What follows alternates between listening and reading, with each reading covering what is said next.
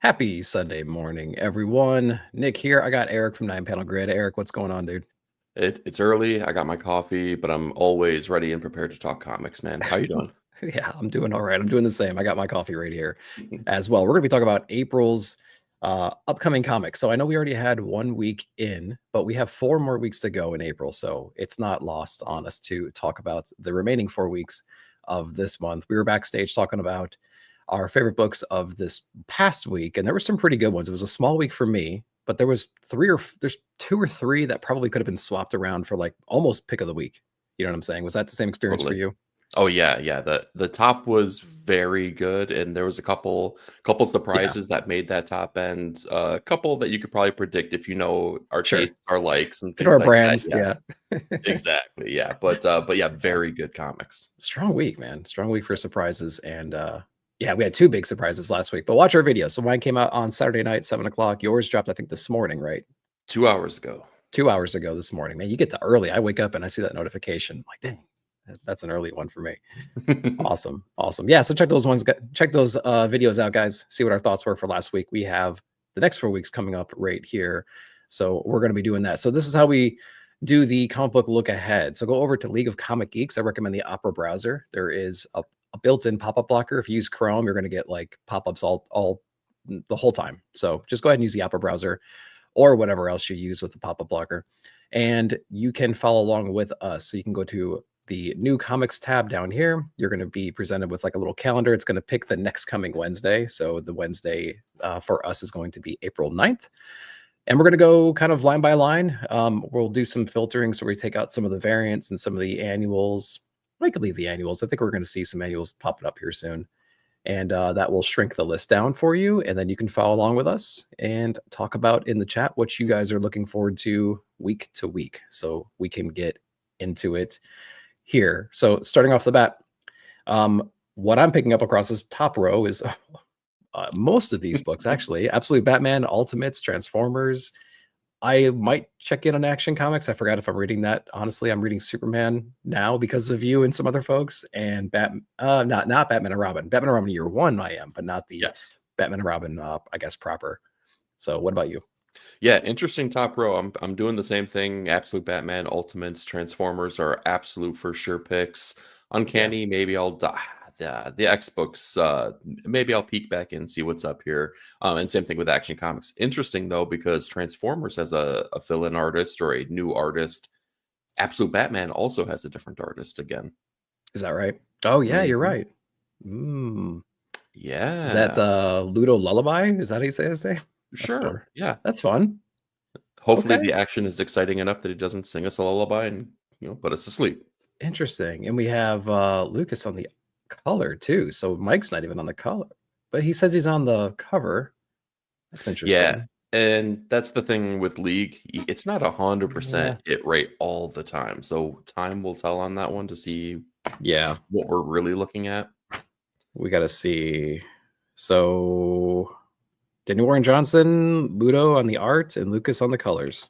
There we go. Interesting. That's our interiors. There we go. Okay. Yeah. We'll see. That's an interesting one because D-Dubs only has a few more issues left, right? I think he's off around 25. So you'd think that BB ramping into like a Yeah. solid creative team. Yeah. Yeah, which we had our bold predictions that we had earlier in the year, and I said that we were gonna have an Energon crossover by the time that his time was over. So maybe True. this means that they're focusing on that thing that I said that they would do. So who knows? Maybe they listened to you. Yeah. Yeah, there's like this kid's really good. Yeah, exactly. Yeah, Mike's on the cover for sure, but not in the interiors apparently. So that's interesting. And good morning, by the way. Yeah, say it with enough confidence and anything will sound right. Morning, folks. That's right. Throw some bold predictions and statements out into the chat. We'll say it with some confidence, hopefully, when the coffee kicks in. Yeah, really. And go from there. Yeah, pretty cool front row. Sienkiewicz has an absolute cover, by the way. I don't know if you saw that one. Ooh, no. Yeah, I saw it's right. Marcos Martinez on the artwork though, and oh, that's sick. Yeah, that's the one I grabbed. Yep. Okay. With that giant Man, battle axe. that's Cool. awesome. Yeah, God, it's he pretty just neat. he just does no wrong.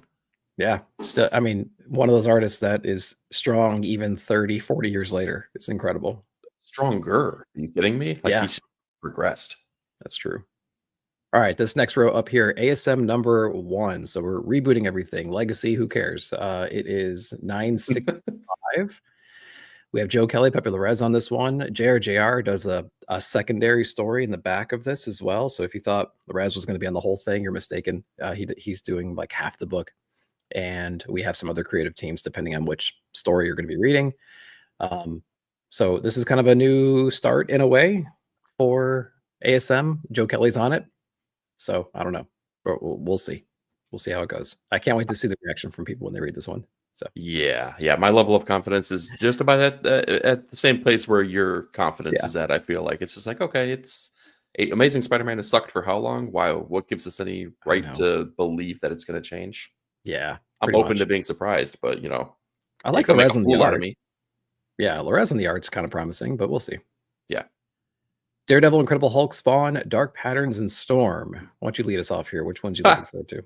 Well, just like I just said, Amazing Spider-Man isn't going to make a fool out of me. Daredevil makes a fool out of me every single month. I'm still picking it up. This run is just not. It's not it. Yeah, no. It's definitely not it. Going back to the black suit, we'll see what they do. Who knows? But Dark Patterns. We got Dark Patterns, and Dark Patterns is probably the second best Batman book that's on stands right now. And Storm is awesome. Oh my gosh, like the big swings they're taking in that book. Man, kudos to Marvel for allowing it to go on, and I hope that more people are reading this so it gets a big, strong, runway, and really gets to get up to put out a good story, because so far, totally shocking. Yeah, it's cosmic for sure. So if you wanted to see Storm at her absolute potential, merging with some cosmic beings, that's the book for you right there. Some high concept stuff. What do you call Omega level? When it passes Omega level, when it could well, if it's Dragon Ball Z, they just add another number to it, and then they call it something different. So she's Super Saiyan God right now, right? She's got Ultra Instinct. She's Ultra Instinct at this point. So yeah, I agree. Dark Patterns. Storm will be checking in on, and then I got ASM. Just it's a new number 1, and they got my money. So we'll see. I'm doing it too. Yeah, that's about it on that row though. For this row here, though, for me, Geiger, I've been reading Phoenix. That's been an interesting book, up and down. It started fairly strong, interesting enough, and then it had its dips here and there. But we're going to continue reading it, I think. Aquaman for sure. I tried Green Lantern Corps, but I just don't have that love for Green Lantern that a lot of people have. So when I read it, it's kind of hacky still. It's kind of whatever, and there's a lot of relationships and drama, and I just don't know. So a lot of things are lost on me when I read team books like this, especially when I don't know the property at all. So, and then Spider-Gwen, I'm not reading that one. So just Geiger and Phoenix and Aquaman for me. What about you? Yeah, I think that our Venn diagrams overlap pretty darn well. I did the same thing. I tried to get into that Green Lantern one shot, and they introduced this new whatever sad character. He's real sad and gray about everything. And I was just like, oh man, this is like Darkest Night all over again, or Blackest Night, I should say. I was like, I'm not down for that. Aquaman has been awesome though. And it's kind of funny because we're talking about the same writer. Dude, Aquaman is just such a fun adventure book. And it seems like it has big ramifications for everything that they're doing in DC, more so than most books do. So yeah, it's really, really, really exciting here. And Geiger always slaps. So sure. Yeah. I did dig Phoenix's new suit. She has this cosmic suit that she's wearing. It's black silhouetted, but it looks like there's a galaxy inside of it. I thought that was pretty cool. Yes.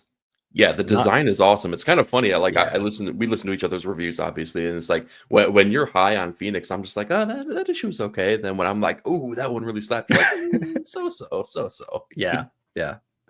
And Geiger's been really cool. We're gonna see our nuclear lady here. She's got more to her, and we've uncovered a little bit of that in the previous issue. So we're gonna see what she's got really going on in issue 13 and beyond.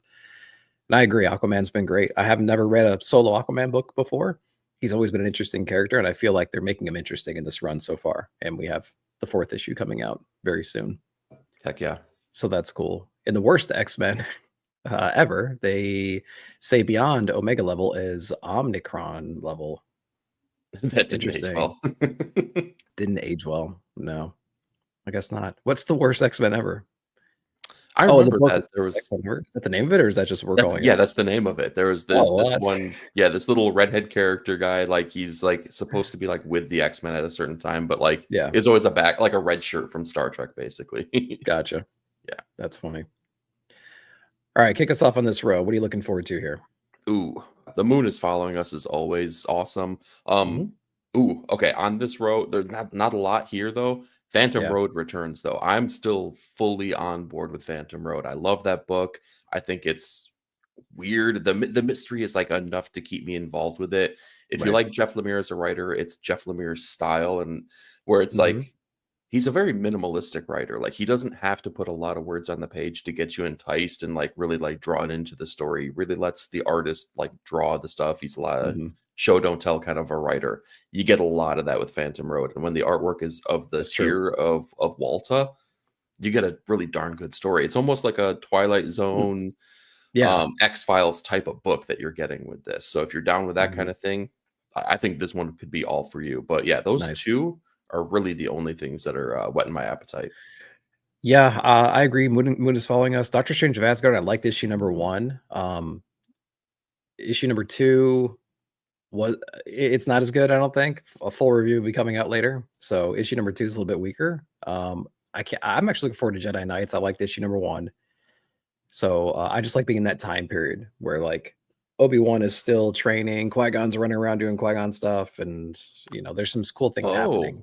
okay. So this So isn't High Republic era. This is we're firmly in like the prequel era. yeah, if I remember correctly, let me go back. Yeah, yep. Yeah, this is the one, I believe. Yep.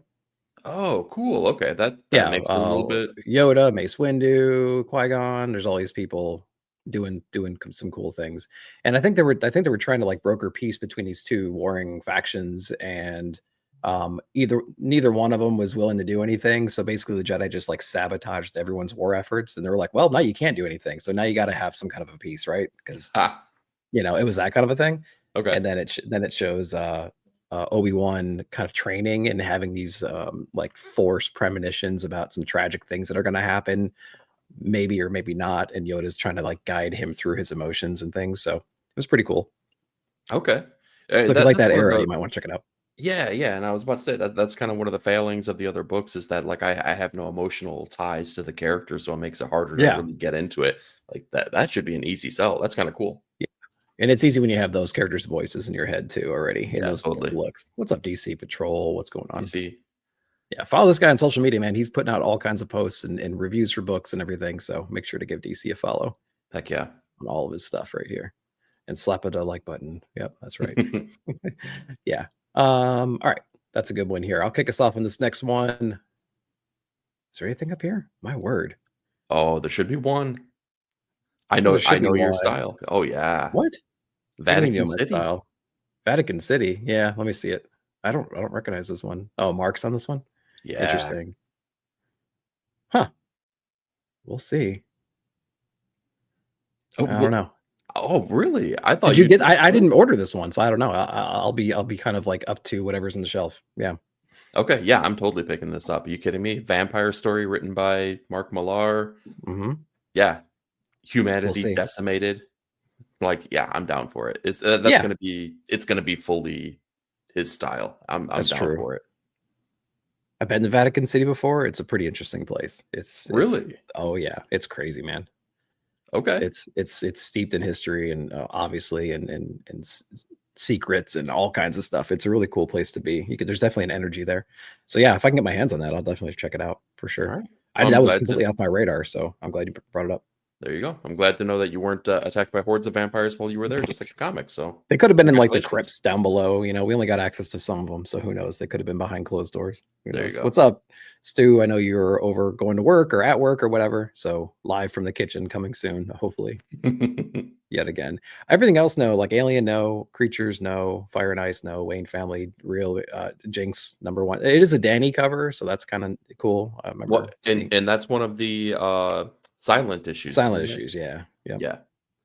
Yeah. So if you're down on GI Joe, that could be a cool thing. Is yeah. she just? Oh, she's doing interiors too. Hmm. Oh, Yeah, all right. Dang it. All yeah. right, That make was sure kind you of get a. some books. I want to say that I think I ordered this one. I'm not entirely sure, but hopefully my shop has some copies because yeah, Dan Waters and Danny on the interiors would be it's a good mix. Yeah, totally. So yeah. They did Coffin Bound together, right? Mhm. Okay, Yep. cool. Coffin Bound was a book I read because Robbie recommended it, and I was not ready for it the first time I read it. When I was earlier in my comic book reading career, I was like, what is this trippy nightmare of a book? And it was hard to read because it was Dan Waters, so it had some weight to it. You know what I mean? So Yeah, totally. I wasn't ready for it. You know. So maybe the real vampires are the religious leaders we met along the way. Yeah, maybe. Yes, exactly. Yeah, nothing else up here though for me. What about you? Same. Very much the same. Yeah.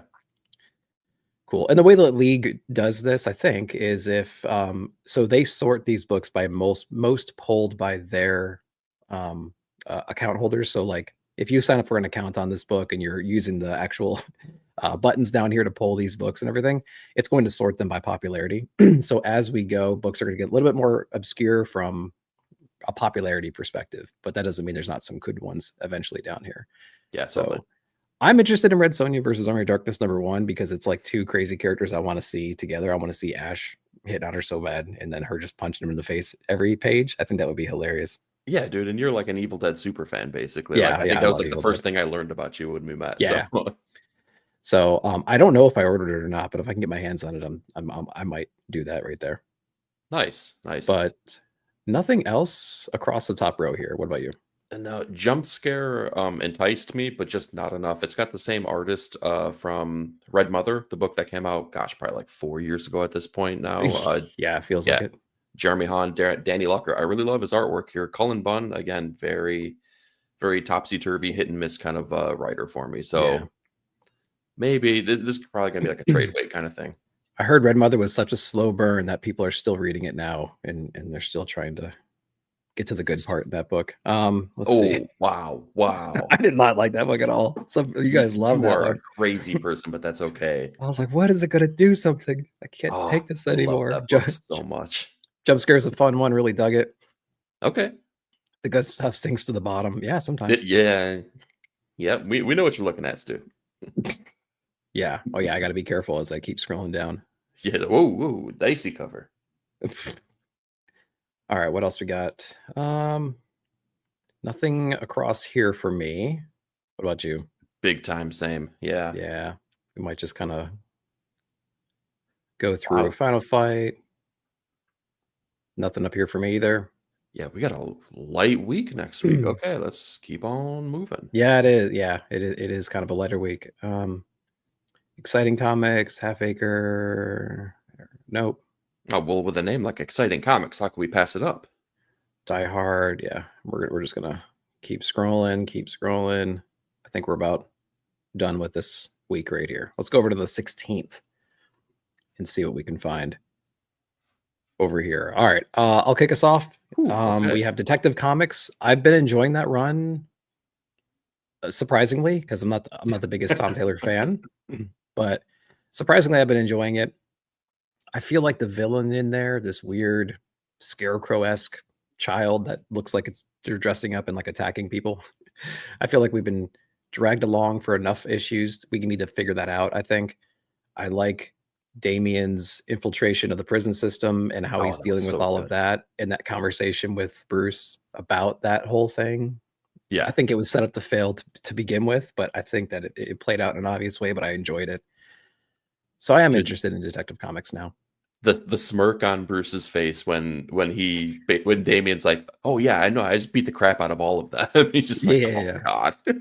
Yeah. And when he learned about the prison incident, he was just like, I knew it, but what are you gonna do, man? You can't. Absolute Flash. I hope it's better than issue #1. I think it was kind of a weak issue #1. Yeah. So issue #2 is gonna be out.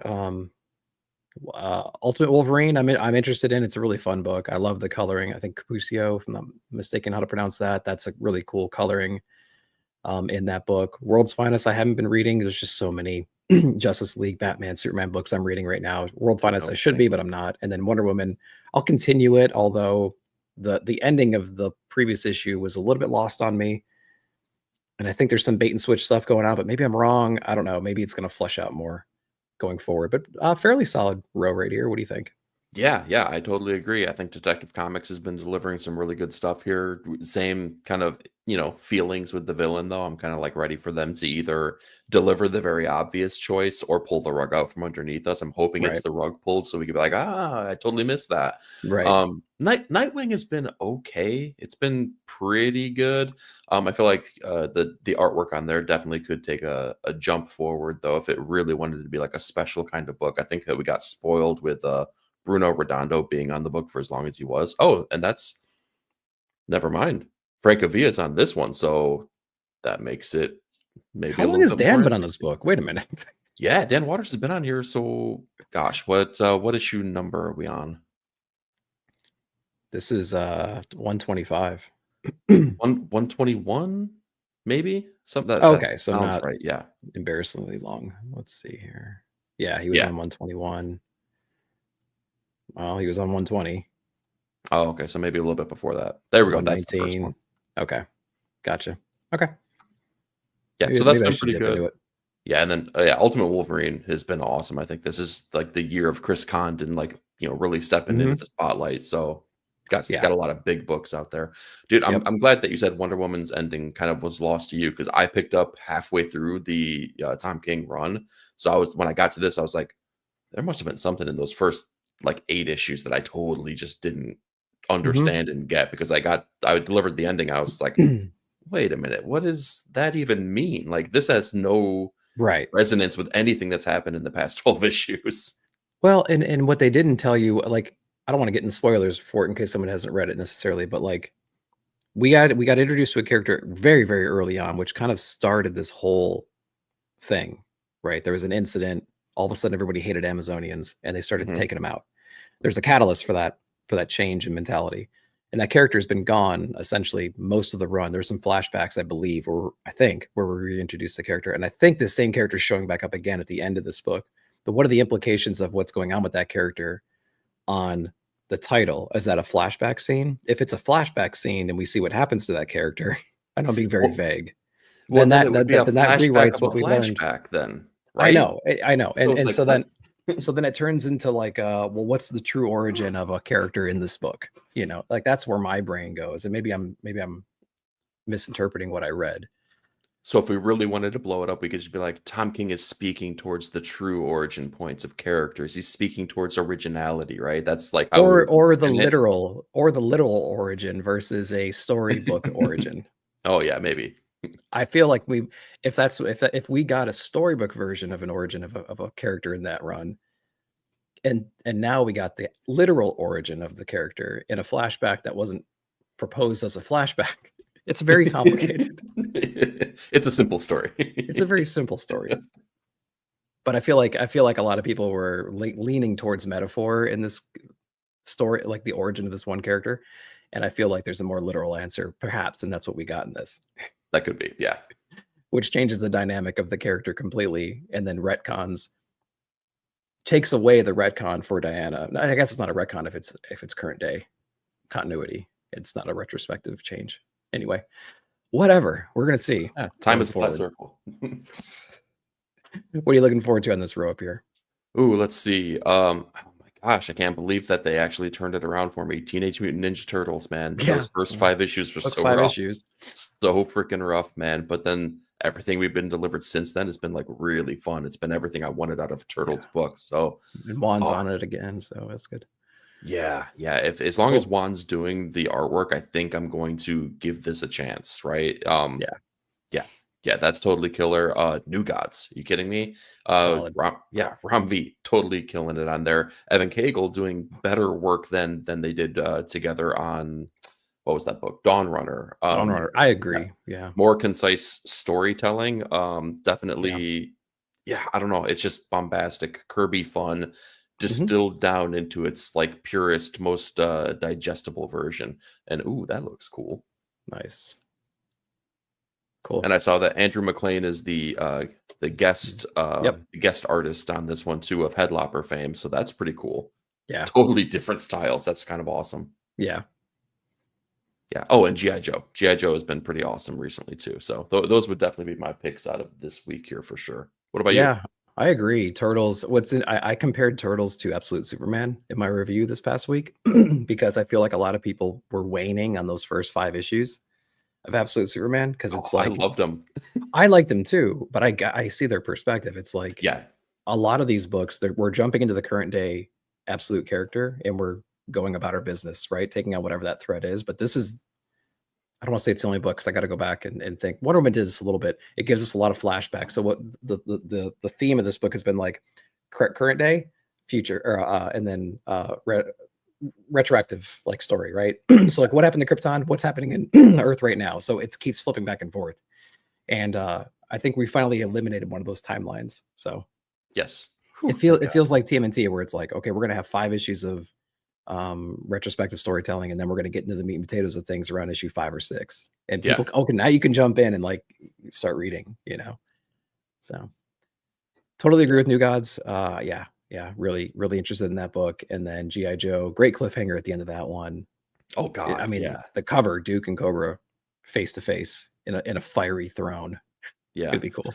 Yeah, that one, totally slaps here. The cover of New Gods, without reading the solicitation, because I have no idea what's going to happen here. Big implications there, considering we got some heavy hitters right there. Yeah. So if you're not reading that, Mr. Miracle and Big Barda, they're trying to like protect this new god essentially that's been born on Earth, this prophecy child, and it's still a child, still learning its roles, and Orion's been sent to kill it. But there's other evil forces that are trying to like, take over where Doomsday used to reign, and there's all these things that are going to be coming to a head very, very soon. Enter the Justice League Unlimited. Yeah, that's going to be really fun. That's going to be really interesting. And, and the coolest thing about this whole series is that Mr. Miracle is given his mission by the same person that he is absolutely against. Orion comes to him and says, "You need to protect this child, but you need to understand, I'm coming for that child." Yeah, you have and I don't lose. That's right. That was pretty cool. I loved that showdown between Orion and Barda in the previous issue. Oh, it was very, very short, but it was really cool to see that. Yeah. And like we said, Joe has been fantastic. So Tom Riley's artwork is just so good. Yeah, it's really, really good. Some cool covers and things like that on here.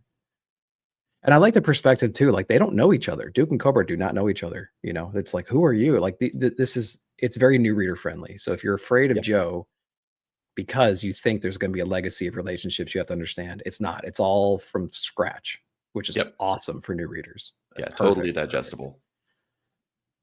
All right, I'll kick us off on this one. Zatanna issue number 3. I love this run. So far, we have Campbell doing everything on this book. It's been really good. The only knock I have is I wish the covers were a little different. Like these are very cool, but I feel like I feel like Zatanna Bringing Down the House had better covers, right? So they were more striking, but they were also more minimalistic. Like this is they're more like scenes, So like our previous cover, I like all the stuff, you know what I mean? So all the stuff is good. All the debris. Yeah, the things are pretty good too. I like the way that they could really like put together the things and the stuff and make them all work together. Yeah, they frame everything. Yeah, a lot of elements, a lot of cool stuff like that. Yeah.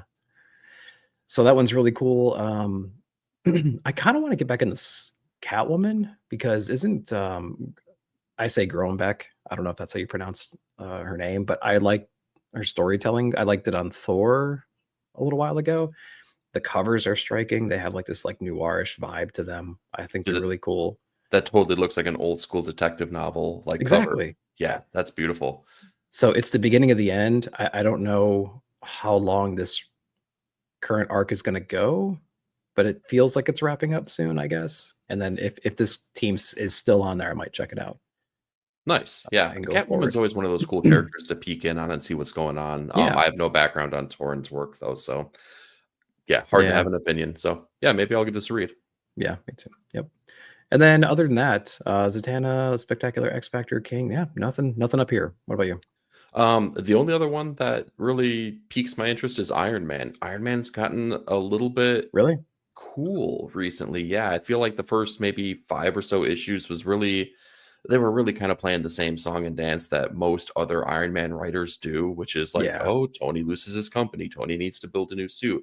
And it felt Right. really boring, specifically based on the fact that I was excited by the notion that the writer was was and probably still is a journalist, and specifically a war journalist. I'm like, oh, he probably comes with a totally different perspective and a totally Yeah, that could be different, cool. place that could be really cool to explore with Iron Man. And I feel Mhm. like within the last couple issues, we really start exploring those ideas. Like with the One World Under Doom tie-in, you see him going and negotiating with what could be perceived as terrorist organizations, right? Like, and Right. trying to work background deals to say, you do this to infiltrate Latveria, I'll do this. So, really cool, different Mm. perspective. It's starting to deliver on the things that I wanted to see. So, it's Yeah. still early with the promise of that happening, but it might be building.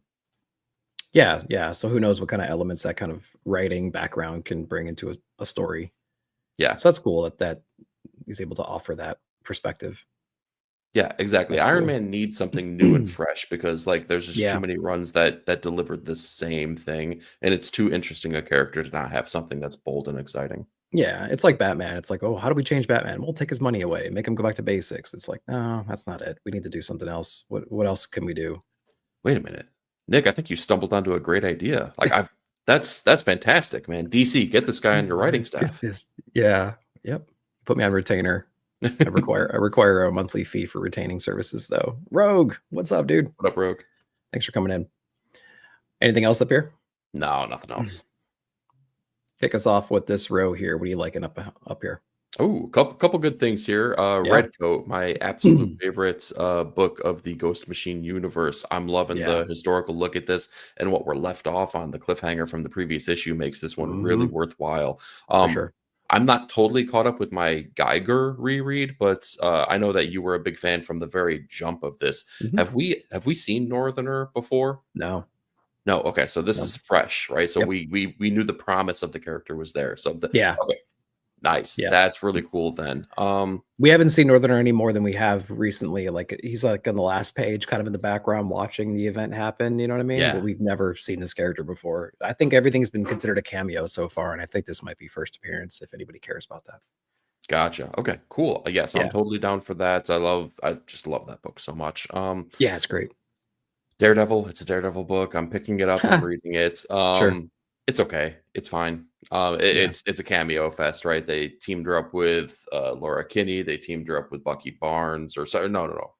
Oh gosh, who was it? I don't know. I Some think other character yeah, Bucky was in the other book. was in Laura Kinney. Yeah, Was in yeah. Laura So Kitty's book, but you're right. yeah, They did team up and take on a stupid thing. Yeah. yeah. Now she's with Ghost Rider because they're battling Muse in Hell. I don't know. It's fine. It's fine. Assorted Crisis Events though. That's the banger of the week right there. Oh, Yeah, for I'm sure. excited. Yeah, I'm gonna check Yeah. out that B cover too. It's very Mafoodish, but Ooh. it's not. You Is know that what I mean? Michael Walsh? No, it's whatever the name that is. Oh, okay. Okay. Harkenoff. Yeah, sure. Yeah. Okay. That looks good. I like that though. Yeah. We have another And this one. being an anthology series, that's Yeah. it makes it fun because you don't really know what you're going to be delivered every single issue. But I mean, number one was such a surprise, a pleasant Mhm. surprise, specifically from the artwork too. Because no, I don't think any of us had any background on the artist on the book, so it No. really hit. Yeah, it was a great composition too. A Yeah, dizzying, heartbreaking, hallucinogenic trip through the endless slaughterhouse. I mean, if that doesn't sell you right away, yeah, I don't know what yeah. you're doing with your life. If you see Dennis Camp on a book and that's the description, just like know you're in for a good time. Yeah, Dennis Camp is becoming a writer that, like, I don't care what he's writing. I'm just gonna put him on the pole. Yep. There's been writers like that. Like Tynan used to be that. Tynan used to be a writer where I was like, oh, it's a new Tynan book, instantly buy. But nowadays, I'm like, I'm good. And like, I Oh, think Dennis has taken that spot, right, where he can write that complex story, that trippy thing, but it kind of executes a little bit more right now. So yeah. Yeah, Tynan's still got a couple hanger-ons. I still really, really like Department of Truth, but for the most part, yeah, most of those series have yeah, fallen to the wayside for me. Dude, I hate to say it, but that Sonic cover, Dark Side in the background there, kind of looks awesome. it does. Tell me that doesn't look kind of cool. If you That's right. removed Sonic from that cover and that was just like Justice League number 7, you'd be like, all right, I'll check that out. Yeah, Dr. Polygus was like, yeah, that's where Darkseid went. He went to the Sonic universe. He's chasing Chaos Emeralds or Chaos Gems or whatever they're called. Those suckers are powerful. Come on, guys. That's pretty funny. Yeah, But I just agree hit with him you. once and all his coins go away. So That's true. yeah. And then it just takes one more hit after that. Yeah, exactly. I'm like you, Redcoat, Crisis, the sort of Crisis events. Interested to see Summer of Superman special, just to see what Dan Slott does. Yeah. Oh, okay. I don't know. There's a lot of Superman books out right now. Well, I So mean, this will be the first introduction and slot for me outside of the environment of Marvel, right? So yeah, I'm kind of always excited to see what a creator can do outside of the reins of that particular publisher. So I would give this a shot. Oh, well, it still hold on, says it's got Mark Mark Waid, Waid though. but it has dual credits on it. Mark Waid, Dan Slott, Oh, okay. Joshua Oh, Williamson, and Joshua Corey Williamson. Jimenez. So there's probably a bunch of little stories in here. Gotcha. Let's see if we can. Yeah, I wonder if it's just like a couple different things going on. I don't know. We'll see. Might be interesting. Yeah, the Lex I don't know Luthor special how. that they had was like really cool. So maybe this Yeah. could be of that same ilk. I don't know how guys like Jimenez or Dan Moore, I don't know how they crank things out so quick. It's just insane to me. Yeah. And the quality is usually good, you know, like Oh yeah. you could tell when somebody kind of dials back a little bit, but they seem to be running at full steam all the time. I don't know how they do it. Yeah, Hopefully they're their making a lot of worst money. is better than most people's best. So Yeah. Hopefully they're making a lot of money. I'll kick us off here. Conan, even though I haven't read the last 2 issues, probably. I have no idea what's going on. Well, I can't get them. I just can't get them. You did eventually, though, right? No, I haven't got any Conan books. I think the last one I read was. I think they showed up on the island and they mixed in with some other assassins, and they're like, they got drunk at the bar, and he was with somebody. I can't remember who it was. I don't remember. You just described 98% of Conan stories, by the way. I know. I really did. I think it was issue 17 I read. I haven't read 18 or 19. So I have no idea what's going on. I just can't get my hands on that book. Jesus Christ, man. Like you have people who know people. Call. We can mail you things. I need to. I will say that my shop owner, he was at another shop, and he was able to pick up, I think, some of the back issues I'm missing for Conan. So I need to pick them up still. So props to him for going out of his way and to make sure that I got copies of things. But yeah. Otherwise, I just hate paying for shipping on stuff, you know. Oh yeah, dude, it's kind of a pain. Yeah, because that's as much as the book. Otherwise, up here, you know, I read Godzilla vs. Fantastic Four, and it didn't really do much for me. And I'm like, do I want to read? I think Scary Dugan.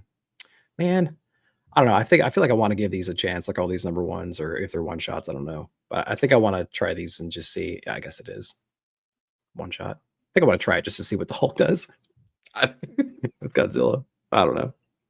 I mean, okay. It's fine. I know. I read the Fantastic Four one. I'm like, okay. There's an Avenger one coming up.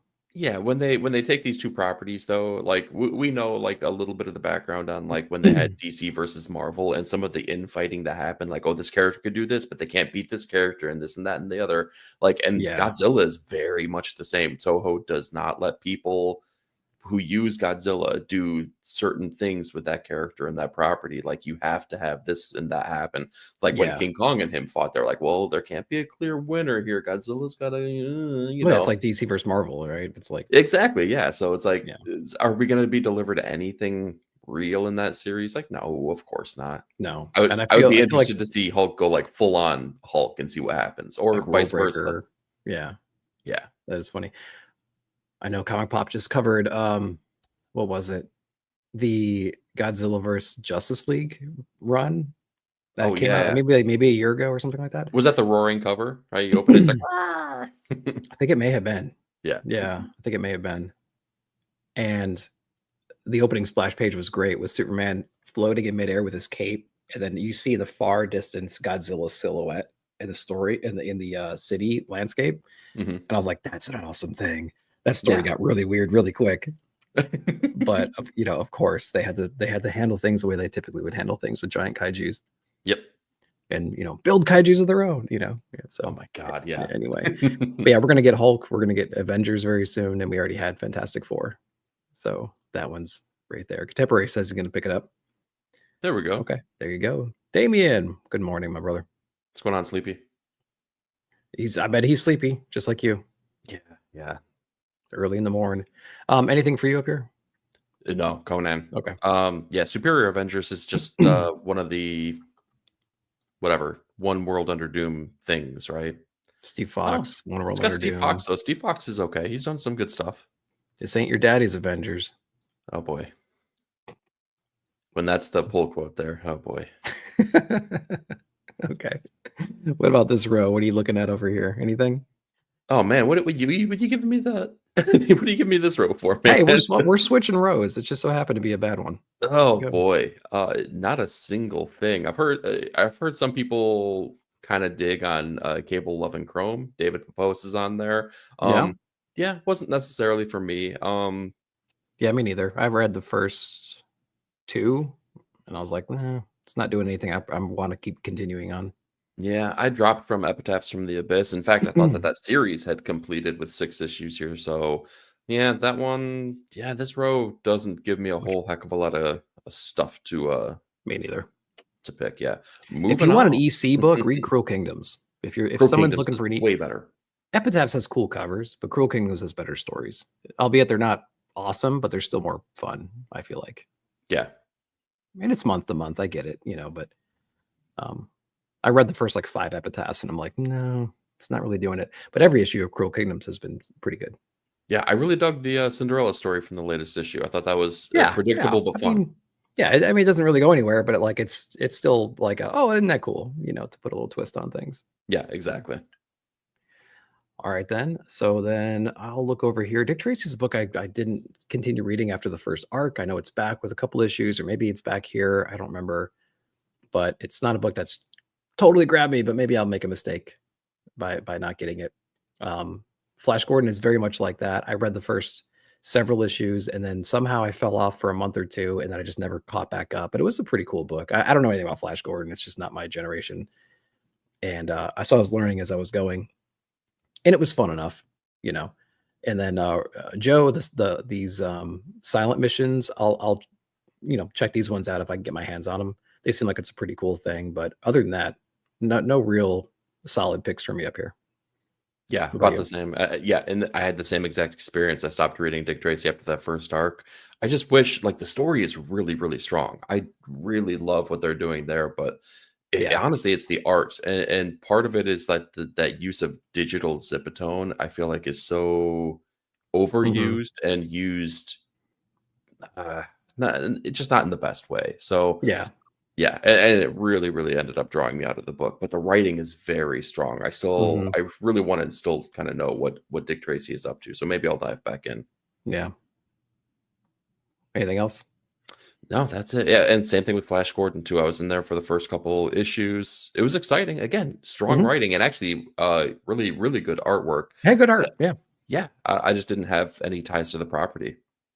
Yeah, I think that was my weakest thing about Dick Tracy. I watched the movies growing up, and I didn't read any comics growing up for Dick Tracy, and I played the NES game growing up, and that game frustrated the hell out of me. Although driving around town was cool, but the controls were inverted and it drove me crazy. Oh my God.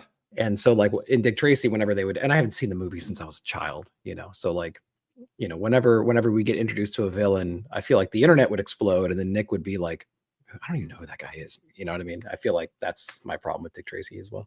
I'm just not. If I was a diehard Dick Tracy fan, if I was Greg, if I was Bearded Comic Bro, I'd be like, and I know he's all over this book, and I'm so happy that he's got a good book now. After that, so that's really cool. Yeah, again, I can't say enough about the writing, man. The writing is really, really solid. Yeah. Fresh Brains #1's on my list. There you go. Oh, I think that was just right up here. Yep. Okay. I didn't know this got a slew of writers, apparently. Holy Jesus. Okay. Yeah. No knock on the book, but when I see 1, 2, 3.5 writers, or I usually skip it, to be honest. Kind of a neat cover. Yeah. Okay. What did we get? Do we get the introduction of Venom Boy? No, that's probably I don't know who that is. Who knows? Venom Symbiote, Verse. Who knows? I'm so sick of Spider Verses. That's kind of where I'm at right now. Yeah. With that stuff, I just can't deal with it. Yeah, let's cut the ties to the multiverse. Cruel Kingdoms does seem to be the best of the bunch. I agree. Yeah. Check out the Joe Silent issues. Don't need any context, I suppose. Cool stories with no words. Yeah, exactly. Grabbing all the silent ones. Yeah, for sure. I just want to see who's on this one. Okay. I can't pull anything out of my brain right now for Leonardo Romero, but that was the artist on the early. I don't think they stuck around, but the earliest run of Birds of Prey when Kelly Thompson took over writing duties. I remember enjoying that. Yeah, I like their art style. It's really cool, real minimalistic. Okay. All right, that sounds good. Let's see. Anything over here? Let's see. Usagi, I'm not reading that one. I did read number 1 of 10,000 Plums. It's a Usagi book, but I think I would rather collect older Usagi books and catch up than get the new ones. Yeah. Nothing else for me though. What about you? Yeah, just about the same. Usagi, I would love to be reading that, but like my kid's got the first 6 volumes now, and he keeps like, elbowing me like, Dad, you got to read these. They're amazing. I'm like, I will. Funny. I promise. I got 14 other books to read this week. Yeah, but nothing else up here for me. Yeah, no, nothing else up there though. Okay. Everything is we're getting to the to the bottom. Let's go. Superman, All-Star Superman special number 1. Those are kind of interesting. So we'll see what that comes with. Maybe it's just, I think it's just the first issue, but it's good. If you can get your hands on it, pick it up. Yeah, totally. Mine is a Long Lonesome Grave number 3. I didn't get number 2. Oh, I should have. Oh, I didn't. And 2 was awesome. Yeah, well, there it is. Yep, number 3 is out. Zdarsky News. That's pretty funny. And then nothing else. What is it?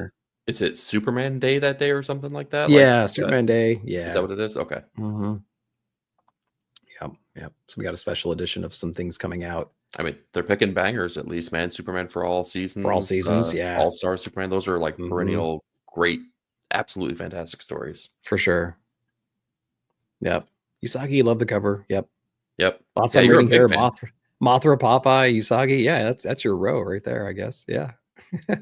Perfect. Lonesome Grave Rules. Yep. Yeah, see, Stu knows. Okay, yeah, I don't know this one either. Interesting. Sister Imperator. Yeah, no, what is that? I don't know. Let's go to the first cover.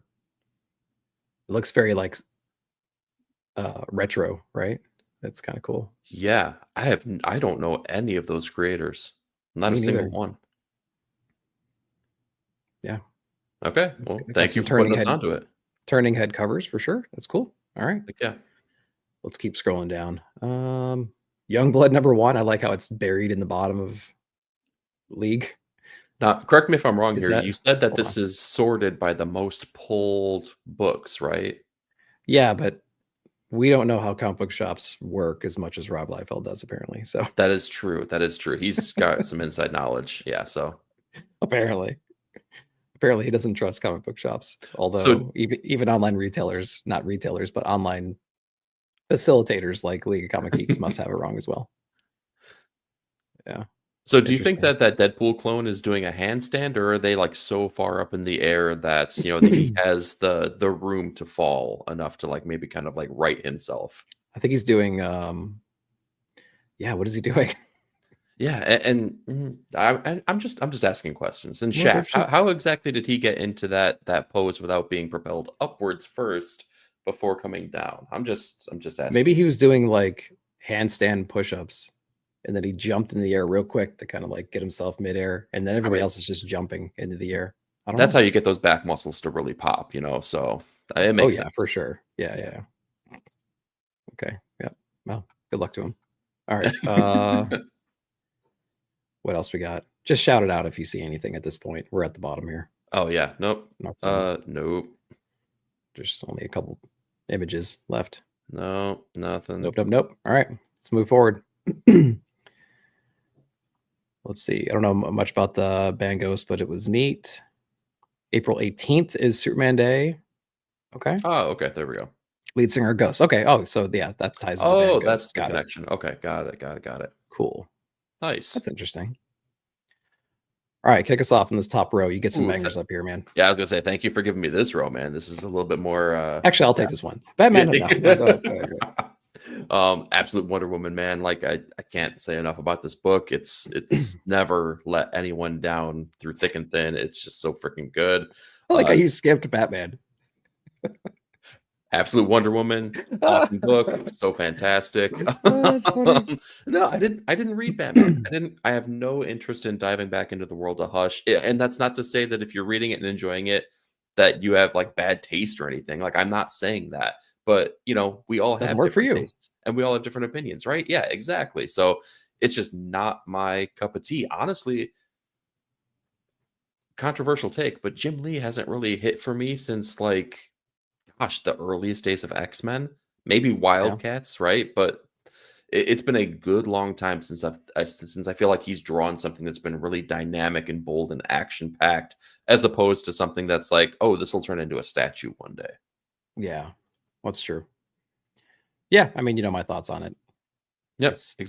It was written 25 years ago, or it was written 20 years ago, 23 years ago, and then they sat on it for 20 years and they just released it now. That's what it feels like.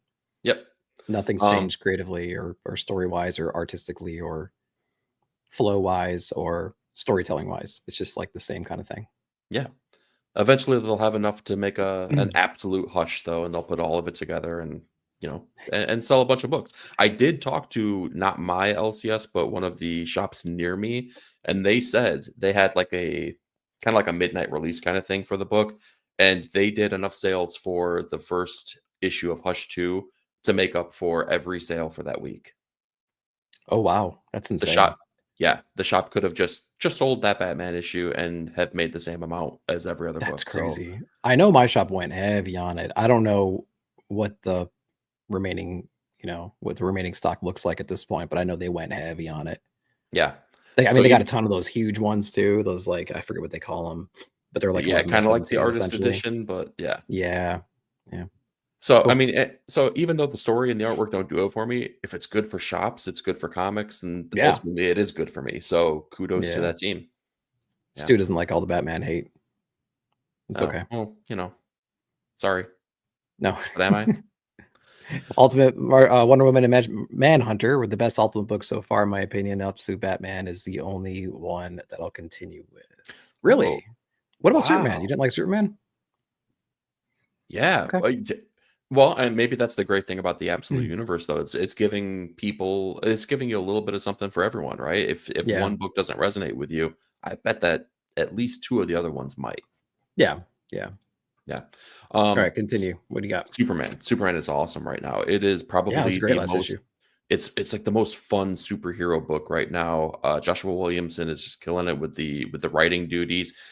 Good job writing for the single issue. Good job writing for the arc as well throughout that entire part of it. And Dan Mora. Dan Mora's on two books, kind of primarily Justice League Unlimited and Superman. I think they're doing better work in Superman than they are in Justice League Unlimited. And I think a lot of that has to do with the coloring as well, though. So Superman is totally awesome. Absolute Martian Manhunter is freaking crazy. It is so crazy. We talked about Dennis Camp earlier. Same notions, right? Like if you see the name, just buy the book because it is weird and wild. This one has the potential to get even trippier and crazier than issue number 1 did. So that's an interesting cover. That's the Riley Rosmo cover. You can tell just there we go. Facial feature. Yeah, cool coloring on it too. Yeah, it's really good. Yeah, dude. If you're an artist out there working in comics, I have to imagine you want to do a cover for Martian Manhunter because it just looks so fun, man, to play with like that color palette and all of the weird, wild things that you could do. For sure. So those three are definitely the picks for me. Again, I want to peek back into X-Men just like I do Uncanny. Right. I'm very trepidatious on it though. Time will tell on that. Yeah, for sure. I'm not ready to get my heart broken again. Yeah. How about you, man? Yeah. I mean, I'll be reading Batman just because it's Batman.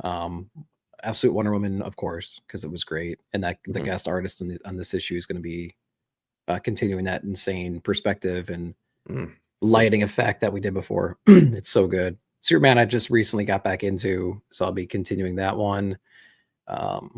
Great interior artwork on that. Great coloring, like you said. Martian Manhunter for sure. X-Men I'm not reading, and Justice League Unlimited I'm reading as well because I just want to know as much about the absolute world as I can, especially if it's going to be tying in with New Gods.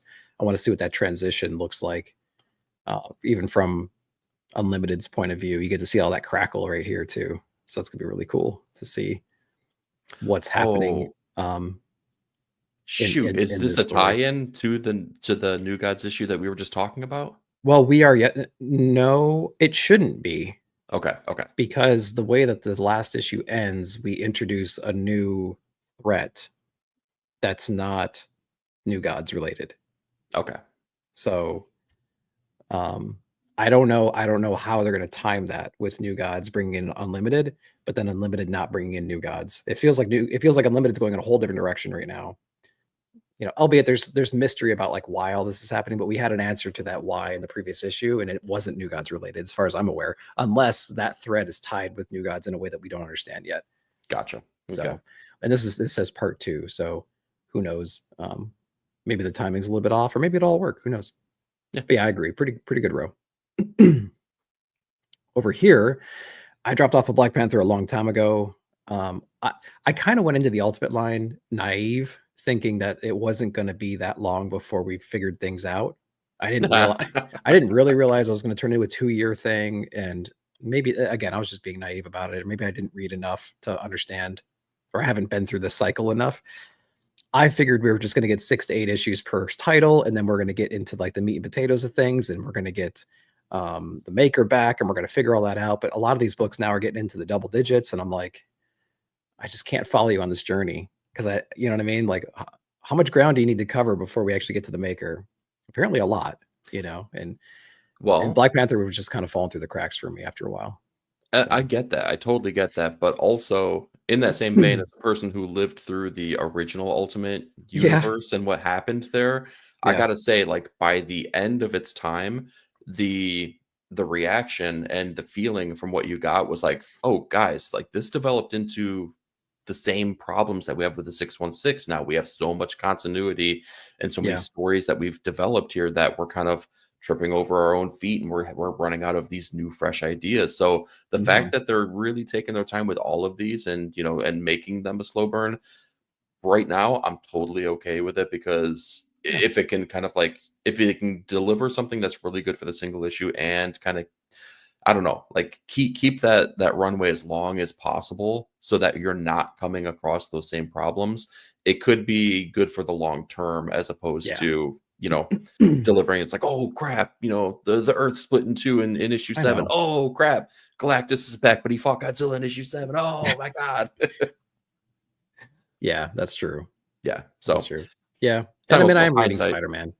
Yeah, I'm still reading Spider-Man, but I dropped X-Men for different reasons, and then Black Panther just kind of fell off over time. Yeah. A couple more people popped in the chat. We got Comic Avalon, we're in here. What's going on? Good morning. Thanks for coming in, saying hi to us there. We have Joe showing up as well. What's going on, dude? What's going on, Joe? Thanks for coming in.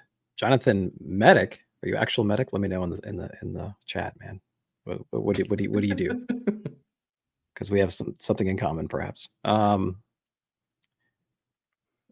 Absolutes aren't going anywhere. Yeah. Oh no, you kidding me? For sure. I think Absolutes and Ultimate Universes are keeping those publishers A-okay. Of course. Yeah, and they know that. Yeah. So they'll drag it on and on and on. Yeah, for real. I will say The Ultimates is a very different book this week. Is it Medicia? I don't know. I have no idea. That's cool. Ultimates is a very different book. It's still really good this coming week, but it reads very differently, and it's really cool to see him stretch his writing muscles like that. Yeah. So well, and Jonathan, I would toss it out there. Okay, it's never too man. late. Sorry. It's never too late to become a medic, though, right? It's right there. So maybe. Yeah. Awesome. Yeah. Well, you're in good company. Cool. Awesome. All right. Let's see what's going on here. Let's continue. One World Under Doom. I'll read it. I'm not loving what I'm seeing in One World Under Doom, but I'll keep reading it. See what's going on. It feels weird to be like, I think I was watching Comic Pop talk about this again, and I think Sal was like, hey, it turns out if you give people you remove all your borders and you give them resources and free healthcare and free education, they end up being happier. Wow, what What a notion. And he goes, then you got the jerk Avengers trying to fight all that, like that's a weird, interesting perspective. Not to get political in any way, shape, or form, but it is funny that we're talking about fictional things, though. We're talking about the Marvel universe, nothing more. Yeah. So the Avengers look like jerks in this book, Well, and the Fantastic Four look so stupid too. It's just like, guys, come on. I got a plan. He's going to be speaking with a bunch of presumably Doom bots and everything else going on, and security guard. Let's just jump through the wall. Yeah. Have we jumped through the wall lately? We need to jump. Hear me out. Again. The greater populace of the world love this man. He's given them everything they want. Let's punch him. Let's punch him in the face. Yeah. Right. Let's punch him in the face. And then poor Ben. It's like, how many times? Not to get into it, but how many times? As many times as they'll need. As many times as he wants to. Just let Doom be Doom. I'll let Stu write the book. Stu, you need to write the book. I think Stu secretly is writing the book. I think this is all his plan. That's true. Change the publisher's name to Doom Comics. Yeah, exactly. Well, and this is the thing. As long as there's an audience, I don't see the plug getting pulled either. No. Although Ultimates does literally have a countdown in the back of every issue, so that's going to be fun. Yeah, but on top of that, they're good. Like if they're selling, that's great. But they're also really good. Like So yeah. But just like some of the like people were saying, it budgetary reasons, you just can't get every single book, so. And I think Absolute's going to have this problem very soon because they just keep blowing out that universe. So it's going to be, people are going to start honing in on the 2 to 3 that they like and not getting all 5 or 6 or however many there are at this point. Yeah. Anyway, that's a lot on this top row. Green Lantern, Green Arrow. I tried to get into Green Arrow. I don't think I read issue 22, but I read 21. So I'm trying to get into Green Arrow, but it's not very consistent. I know you're reading that one, but nothing else really up here. What about you? Green Arrow, they're not consistent. I think your reading habits are not consistent, my friend. You need to get on this book. It's fantastic. It's a volume and time issue. That's all. Volume and time. All right. If that's the only excuse, I'll accept it. But it's so good. If you like, y'all know I'm a Daredevil fan. It's my favorite character. Green Arrow's taking him for a run for his money right now. It's the book that I want. I wish this creative team was on Daredevil, to be honest. But it's so good, man. It rings true to the character.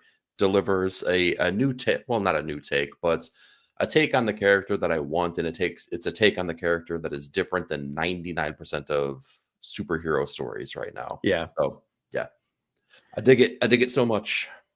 Doom is already a better Sorcerer Supreme in a few months than Doctor Strange did in the last few. That's funny. He's not wrong. And now he's in Asgard. He's done. Now he's in Asgard, dicking around, causing trouble. So whatever. Yeah, that's fun. I'll kick us off here. Amazing Spider-Man 2. Probably look who's skipping issues now. Okay, didn't want to talk about Magic issue number 4. That's just not a book. I've read issue 1 and 3. It's just not a book. I don't think I want to continue reading it. The interior art's not so strong. And I think I said in my review for 3, it feels like characters like this should have been through so much and have some kind of cumulative lessons learned and power and way to approach a problem. And I feel like a lot of these new runs that start with these characters kind of abandon all of that. And it's like a first day, everyday approach to every problem that comes their way. And they don't have quick answers to these problems, although that would be a writing nightmare if that was the case, I guess, over time. But that makes you flex your muscles on what could happen with this character. So I feel like it shouldn't be that big of a deal for her to take on this threat, and I feel like it is. And I don't know. I want a Magic book, but I don't know if this is it. I'm a big believer in the idea of picking and choosing the continuity that you want to be beholden to for a character. Because you can't rely on like, oh, well, in issue 117 they did this, so this completely contradicts the thing you're trying. Like I don't do that, but also don't throw everything out to make it to where this character has never experienced anything and has not changed and grown. If you throw out the growth for the character, then you missed the assignment, you missed the opportunity. Yeah. And I feel like enough is known about this character to, like you said, kind of pick and choose where we're going to plop this story down and just tell a tight story that's really good. Yeah. That takes advantage of the things that they've learned and experienced in the past, and they can overcome those odds. Yeah. Yep. So I feel like a lot of characters, like if I've read Miss Marvel books recently, like Kamala Khan had a book like that. I feel like Miles is going through that as well. It's just like there's so many books out there that it feels like they're very vulnerable, and they're not vulnerable. They're heroes, and they've been through a lot, and they have a lot of power. And so it's like the sliding timeline problem. These right, characters that you speak of were created to kind of like resonate with a different audience because right. like, oh, Peter is aging up. He's getting to the point where he's talking about marriage and adulthood and carrying a job. We need that high school character. So they create Miles. And then they're like, oh, well, Peter can't really be responsible, and Peter can't hold a job, and Peter can't be married. So we Oh, gotta you're gonna love it. It's number one. oh no. Jesus Christ. But it's like Oh, get ready. it's like Yeah, they try to make something to make the other audience happy, and they do. They like it, they enjoy it, Yeah. and then they pull the original back, and now they're both like teeter-tottering with the same issues. Right, It right. doesn't make sense. Yeah, Just let characters change. Let them change. yeah, I hear you. Characters aren't learning for sure. Yeah. God, thanks, Stu. God, if I had that kind of emotional support on a 24/7 basis, I'd be Hold a on, much I more just stable person. I got a text from Stu here. It says, I don't I want to hear know it. I said well said, Nick. I didn't mean it though. I love you better. Okay. That's thanks. It keeps me grounded. Thank you, Stu. All right. ASM number 2, probably a typo on the release date. That'll probably get pushed another week or so. Yeah, probably. Yeah. Harley Quinn, not reading it. X-Force, Wolverine, Deadpool, Gunslinger. Nope, nothing up here for me. Yeah, same old stuff here. Probably, possibly Amazing Spider-Man. We'll see. Yeah. See let's it. keep It's going. here. So we're so powered. All right, kick us off, man. Power fantasy, man. Are you kidding me? Oh my Mhm. god, it's such a good book. It's you all know at Ridiculous. this point now. It's so Yeah. freaking good. Yeah, I'm excited to find out. I Danny feel like we're cover? gonna. Oh yeah, yeah. Mhm. Oh man, it's so freaking good. Yeah, I think we're going to learn a little bit more about this character. You and I spoke about it specifically on the monthly comic book review, where we were kind of like, well, do you think that they revealed all of the things, all the ideas? Oh, damn it, Stu, why you got to put me on blast like that? Oh, sorry, Oh, how'd that pop up? I yeah. didn't even notice. Hold on, Stu's texting me again. No, No, but double for T. real. What are you doing? I'm just trying to make sure that Nick's ego is, at an even level. It's like that Key and Peele bit where they're one's being really nice and the other one's being brutal in their text messages. Is that what's happening? Oh my god, I love that. Yeah, so good. Yeah. What do you mean? You're the one who's precious? Whatever. Yeah. Yeah. Yeah, but we're gonna play with the idea on Power Fantasy of maybe get the background of this character that's kind of like has a power tier higher than everyone else that can kind of keep everyone in check. So that's pretty cool. Bug Wars is okay.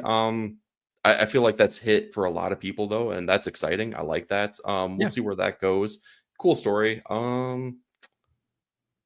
That's about it for me though. That's no Predator versus Spider-Man, dude. Benjamin Percy. No. Predator versus meh. Hopefully it's fun. That's what I can say. What a weird, silly pairing. Like, of course you're gonna do it, but like Wolverine versus Predator makes sense. It's like this didn't we already have Kraven's Last Hunt? Like, what is this? Yeah. Yeah, exactly. Yeah. What about you? Is anything jumping out for you? I agree. Power Fantasy and Power Fantasy and Bug Wars are my two big ones there. If I can, if there's extra copies of Predator vs. Spider-Man, I might check it out. Yeah. Bug Wars has been pretty cool. I like it. It's we'll see what it looks like in issue 15. So but the first couple have been pretty decent. And Power Fantasy is growing on me. Yeah, we talked about 2 Jason Aaron properties just recently, and this is only on issue 3, and we've seen it takes 5 issues to really get its hooks in you for a Jason Aaron property. So, well, I will say the difference though is this book doesn't have a retroactive feel to it for the first several issues. This is just jumping right into current day, and it's blowing out the world quickly, and we're getting to the action fast. Like at the end of issue 1, we are in the shit.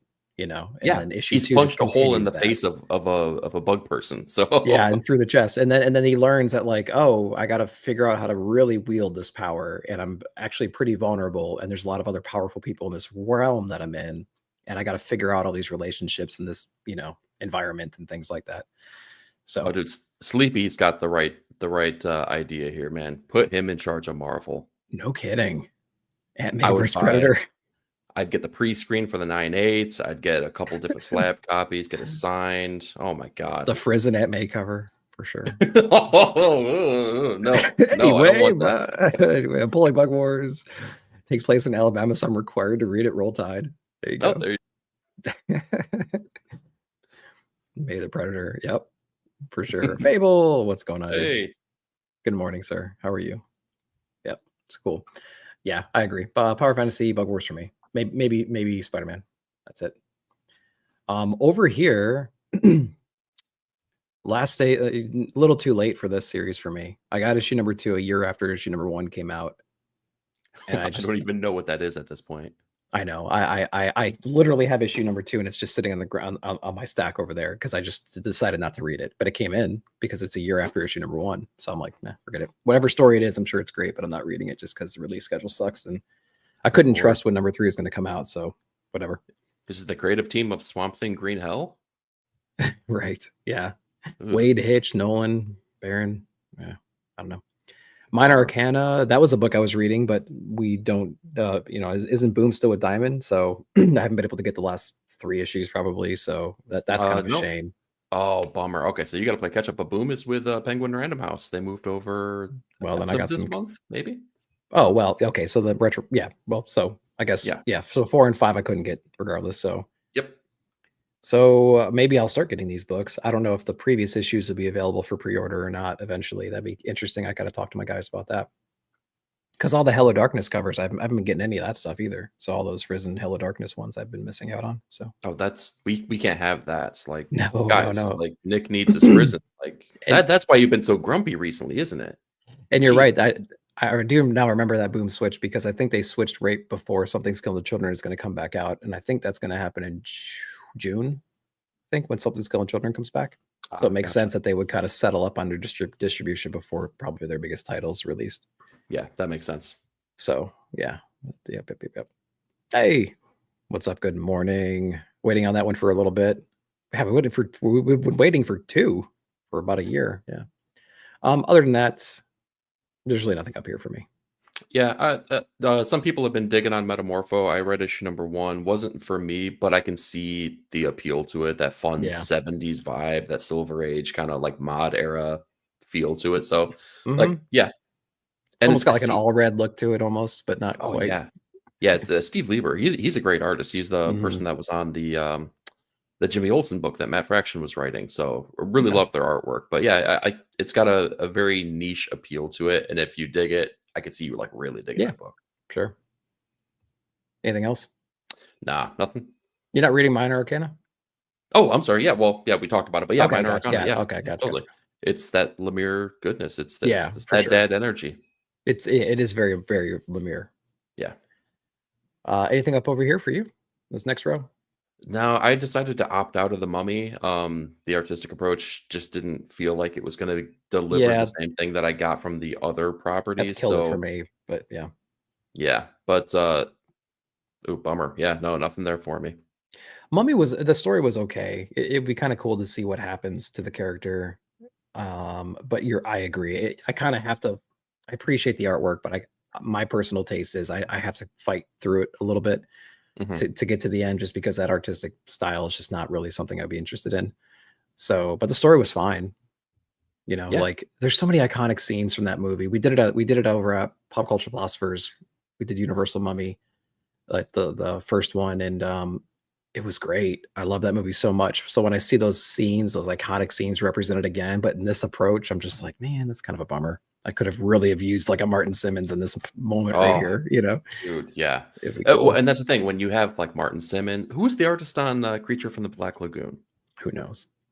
Okay, moving on. But when you have Martin Simmons and Michael Walsh, it's so hard to do better than that. Yeah. You really got to live up to that expectation, and that's difficult. That not everyone's going to be able to do that. Yeah, for sure. Okay. Hornsby and Halo, still a pretty good book. The first issue, I think after I read this, not the first issue, the last one, issue number 5, which came out this past week, I guess.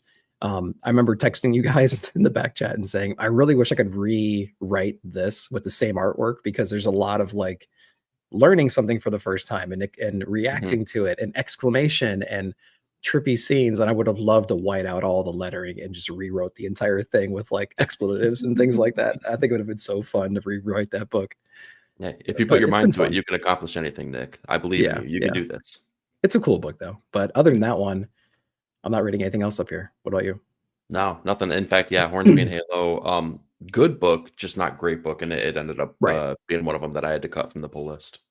It isn't. I think it is at the bottom of the Ghost Machine hierarchy, but it's not one that you should shy away from because of that.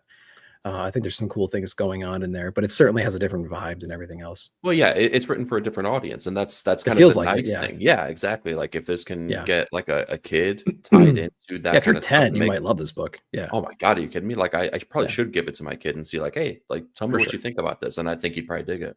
Yeah, absolutely. Yeah, yep. Some of the comments agreeing with this, Beld and the Mummy. Yeah, Hornsby and Halo's been such a joy. Yeah, cool. Well, and that's the thing. Yeah, it's not a bad book by any means. Like it's just, Mhm. it's one of those that yeah. Well, that says everything we need to know about you, DC. No, I mean I enjoy it too. Yeah, yeah. I enjoy it too, but I can admit that it feels very different than the rest of the books. Yeah. So, but it's still fun. Captain Planet, I'm looking forward to that one.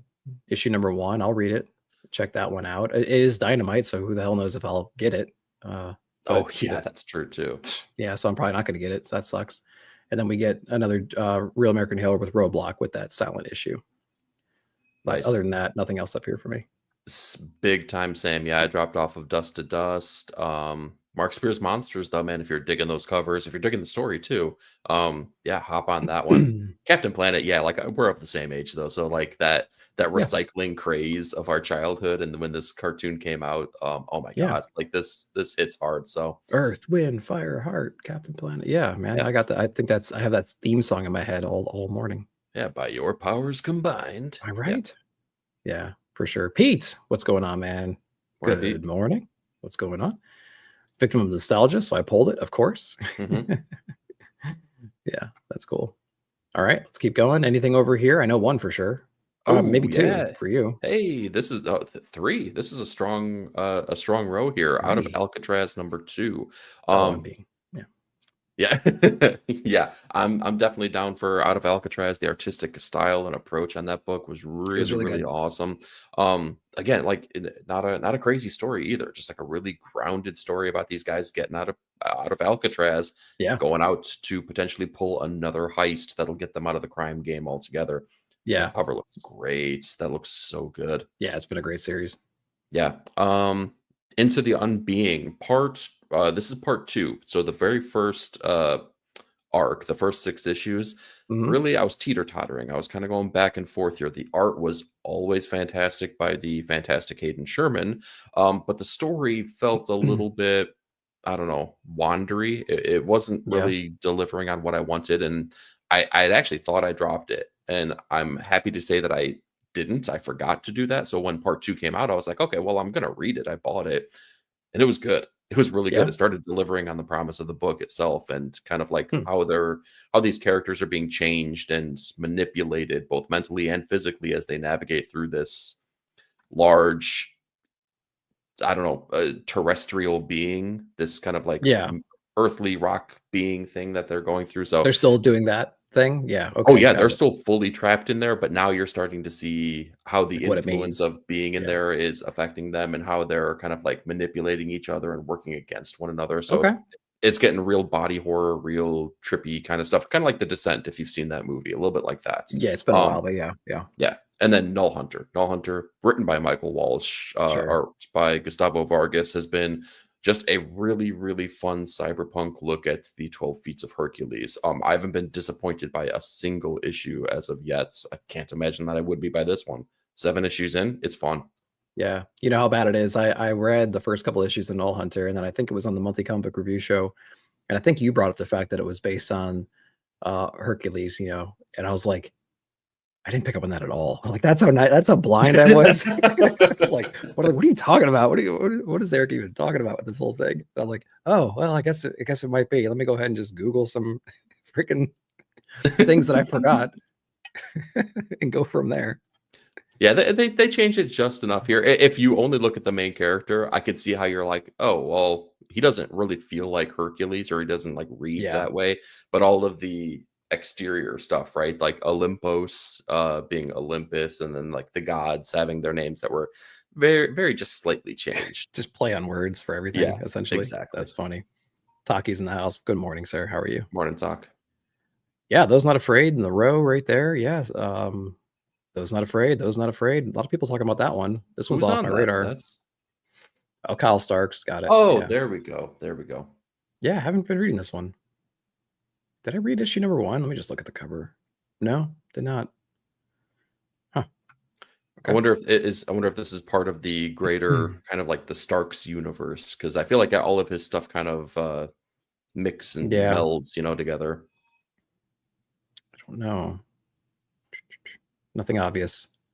Nothing obvious there. But yeah, something to look forward to. I think he's going to be at Heroes, so that'll be fun to see if he's got anything there. Yeah, for sure. For it. So that'd be kind of cool. Yeah, like you, out of Alcatraz, I got to catch up on Null Hunter. I liked what I read. The problem is, like, you get all your books, and then for you and me, it's how fast can we read 10 to 15 or more comics in 3 days, and then we shoot a review video, and then we're already thinking about next week's books. So sometimes you don't have the time to like sit back and really contemplate on something. The grind is real. Yeah. The grind is real. Yeah. I mean, by like Saturday, these books are out of my mind. Like Wednesday's books are out of my mind by Saturday. I'm reading back issues, and then I'm worried. I'm figuring out what's coming out the next week. So when we're on the monthly show, it's a good opportunity to sit down and really kind of get through some stuff and hear other people's opinion in real time. And then all of a sudden you start realizing these little nuggets that you didn't perceive the first time. Yep. And so then you can go back and go, oh yeah, you're right. And then it kind of builds and builds in your mind, and it makes you more excited for the next issue next month. So yeah, you're so right, man. That's the best part about the monthly comic review show, is that we get to recollect on these things that we don't have that opportunity for. Good call, man. Yeah, for sure. Yeah, but I agree. Everything up here out of Alcatraz has been great.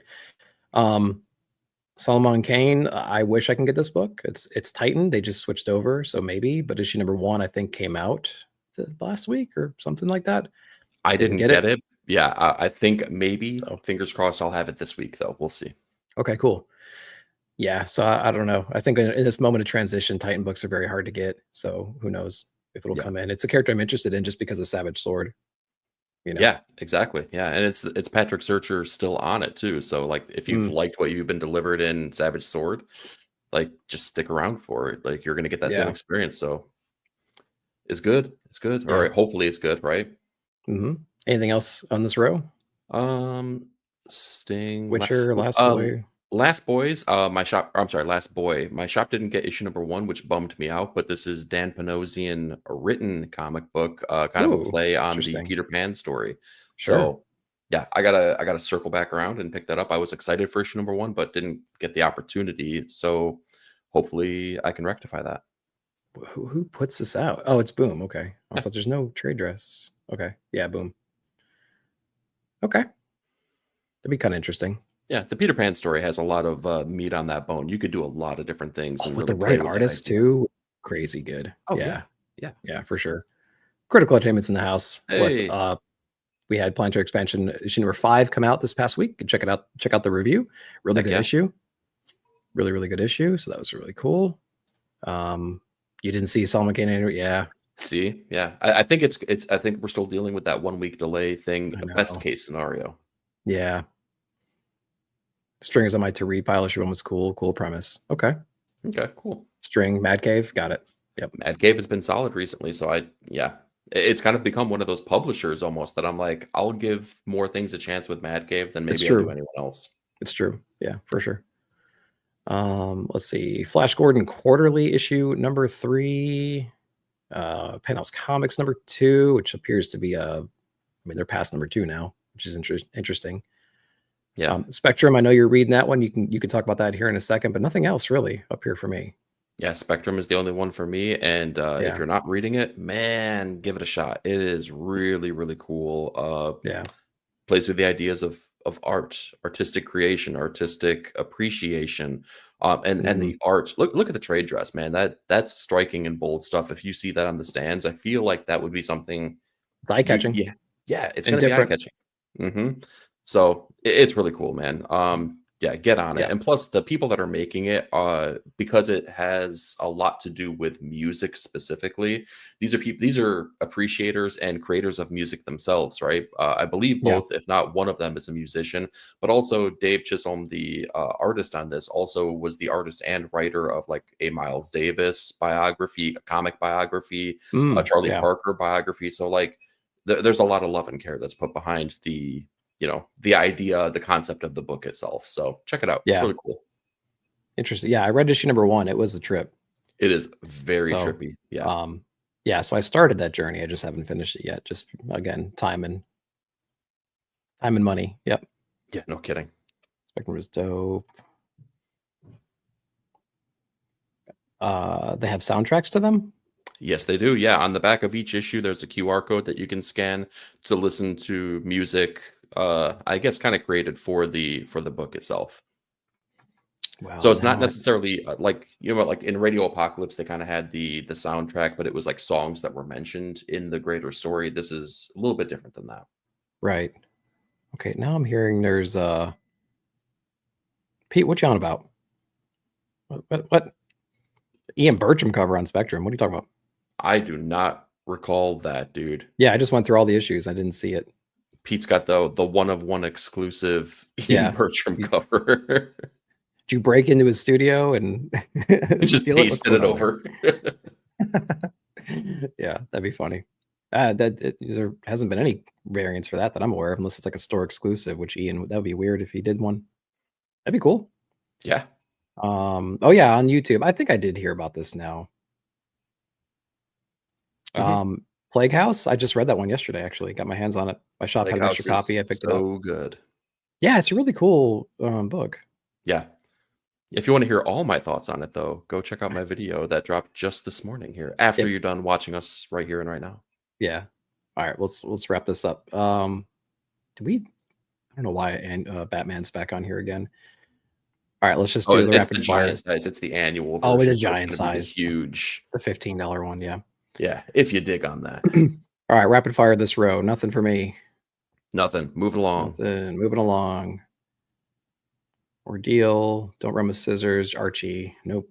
Yeah, important lesson to learn there. Do not run with scissors, but I have nothing to think. You heard it here first, folks. Yeah.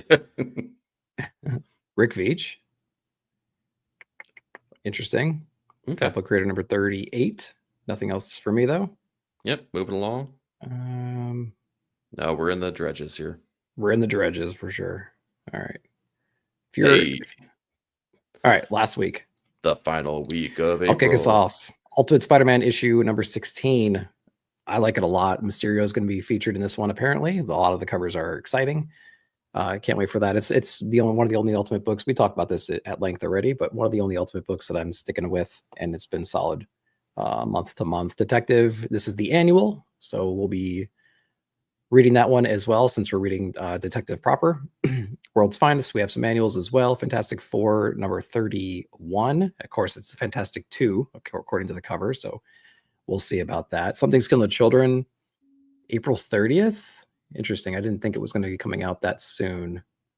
Oh, yeah, I guess. Yeah. This is the last Frozen cover for this series for a while, I think. Oh, wow. All right. Yeah, it's really shocking, I think. I think I'm accurate when I say that, yeah. And then Void Rivals number 18, solid book. So Spider-Man, Detective, maybe something, and then Void Rivals for me. Yeah, mine is even slimmer than that. Really, it's just Ultimate Spider-Man. I'm digging it. Dave Messina's on our artistic duties on here. For the most part, I've really dug his approach on there when he's pitch hitting for Chichetto. So, oh, okay. Oh, you think it's Spectrograph? Okay, I can't even recall that Ian Bertram cover. So, that one was sick. That one. Oh no, yeah, the one that Stu showed. Yeah. The one that Stu showed when we talked to Ian. Oh yeah, and he showed us the original art for it. Jesus, dude's got a Kickstarter coming out for his sketchbook. It's like a landscape sketchbook. Oh my god. Yeah, got a little sneak peek of that. It's insane, guys. Take all my money, Ian. Yeah. But coming out April 30th for Lunar. So if you're looking for critical entertainment, check out Lunar for your distribution needs. Heck yeah. Right there for sure. Thanks for the good stuff. Absolutely. Taki's excited for Something's Killing Children. Original art was insane. It was. It's gigantic. The dude draws in huge formats. I mean, It's to get it's that like amount of detail, you have to. 18 by 24, I think were some of his sketches, and it's incredible. Take it off your Um, hands for like, I don't know, I'll give you up 200, 250. We'll negotiate. yeah, we're well out of the range of Yeah, I feasibility know. with him for sure. It's so sad. Anything up here for you? NYX question. No, unfortunate. Question I've heard is good. But no, honestly, there's nothing that I'm getting on this row. Yeah. I've been begrudgingly reading Last Ronin Revolution. I said I was going to drop it, and then I forgot it's still on my pull list, or was. So I got the last, and then I read it, and I'm like, okay, it's just, I don't know. I just don't connect with the characters, and I feel like I should by now. It's just a whole new Turtles team, and they're babies again, essentially, and they're trying to figure things out, and A but little I bit still of have that rinse and repeat. curiosity. Yeah, Yeah, maybe it's just doing things I don't feel invested in, honestly. gotcha. So, I don't know, but I still feel some kind of an allegiance to that brand, that I just want to keep reading it just to see what happens, because this is like the future of the brand, right now anyway. Yeah. So I feel The, compelled to read it for that point of view. the original Last Ronin was really good. I just I It wish was, they would yeah, have dropped that moniker, but I understand why you do that, because yeah, it's a trademark, right? It's a selling point at this point. So yeah, but it's also a nightmare in a spreadsheet. It's just too long of a yeah, name. no kidding. You can't use the wrap feature on that. You just gotta have to truncate it and cut it all. Yep. um Anyway, all right, keeping going. What am I? Oh, Hell Hunters is awesome. I love Hell Hunters so much. I This is gotta such a read fun that. book. It's I like one of gotta my only. really. Ugh, love that book. It's so much fun. If you want to see Bucky like scalping Nazis and being a psycho about it, and everybody else is looking at him like, "Damn kid, I that's the book do for want you." that. How did you know? Yeah. Check out Hell Hunters. Very, very Nice. fun. Everything else, no, I'm not reading anything else, I don't think. Black Canary it's been getting better issue after issue. So this is, I believe, the last issue of this series for Black Canary Best of the Best. Artwork has been really great throughout the entirety of it. Ryan Sook. So Yeah. I'm gonna see how it wraps up. I've been along for the ride. Why drop it at the last issue? Doesn't make sense. So Yeah, it's true. I think Taki's been talking about that book as well, yeah, and some Black other Canary's a great folks. character. Big Herm's in here. He's getting ready for his show. So either, when that's ready, bounce out and go check him out, or when this is up, go bounce over there and say hello to Herm for me over there. Yeah. Covering some Spider-Man stuff. So if you're into that, go ahead and check out Big Herm Collectibles on YouTube. Make sure to mention Paul in the chat. He loves it. It's his favorite. He's got a tattoo. Last one, tell him to show him his new tattoo of Paul. Yeah. And if not, just make him stand up and show his t-shirt that he's wearing. He loves that too. Across this row, we have Godzilla Spider-Man. Okay. First off, Spider-Man couldn't do shit to Godzilla. You web him. He could web his mouth shut when he's about to blast. Sure. Yeah, maybe. Anything else up here for you? I don't think I have any of these books. Weapon X-Men was fun. I also heard that it's turned into a miniseries at this point now. So is it fun enough to stick around? I don't know. Joe Casey's awesome though. Like I really like his, he's a fun writer to follow. Yeah. But yeah, now that it's turned into a mini, it's just like, all right. Yeah. Cool. All right. This row for me, I would say Seasons for sure. I love that book. Oh, wait a minute. So good. I'm going backwards. Rockefeller's issue number 5, a cool slice of life, Johnny Quest kind of a book. Every issue is exciting. No real thread to continue besides, monster or problem of the month at the moment. There's hints of what could be coming. And I just really like the adventure so far. Sometimes it's okay to sit and witness everyday life of these characters and not have some kind of grand thing. And that's what this book feels like at the moment. But we know there's territory we haven't explored yet. And I'm sure we're going to get there eventually. But I've just been enjoying the ride so far with Rocket Yeah, Fellers. big same. And then Space Ghost, one of my favorite books out right now. Unfortunately, it's through Dynamite. So I never get to see it. My shop did. I think they were able to secure a copy or two of some books I've been missing. So that's good. So I can't wait to get caught back up on that. But Space Ghost 12 as well. And I know Feral, I hear it's a crazy good book. I fell off of it probably around issue 4 or 5. I feel like it's going to just be a trade read, and I'll just sit down one afternoon and just blast through it. And maybe I'll love it and regret the fact I didn't pick up the single issues. But that's where I am with this row. Yeah, I'm holding it hostage. As soon as Robbie decides to read Power Fantasy, then hey, Feral is just it's waiting. That's funny. It's right here. Maybe Yeah. one day. Yeah, for sure. Yeah. But Anything also else up thank you here? for Space Ghost. Yeah, thank you for putting me onto it. It's awesome. Yeah, It's a it's really great. fun ride. So Yeah, for the Bradshaw art. Yeah, I picked up the Fantastic Four one for the Bradshaw art.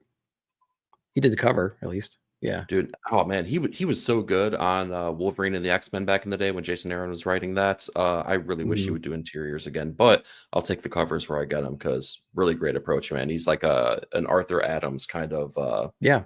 He's got that style. Yeah, that little detail work, perhaps. Yep. Yeah. A little sketchier, but yeah, I totally agree. Very concerned about the future Dynamite. Yeah, I mean, who isn't? Yeah. Yeah, they just needed to move. I mean, Diamond, yeah, it's rough. I don't know the relationship between the two companies. I feel like they're pretty close, but when the writing's on the wall and everybody else is left, it's like, yeah, I don't know. Sometimes you got to break bonds, I suppose. I don't know. Yeah, exactly. You're not going to hurt any feelings at this point. Are you kidding me? You got to keep Yeah, you at got the a end of the business day, to it's all run. about money. Yeah, sure. Mhm. Yeah, he's got a poll quote. Just yeah, he does. Yeah. Yep, exactly. Does have a And poll let's be quote. honest, that is pretty awesome. Yeah, yeah. All right. Anything up here? A couple books, right?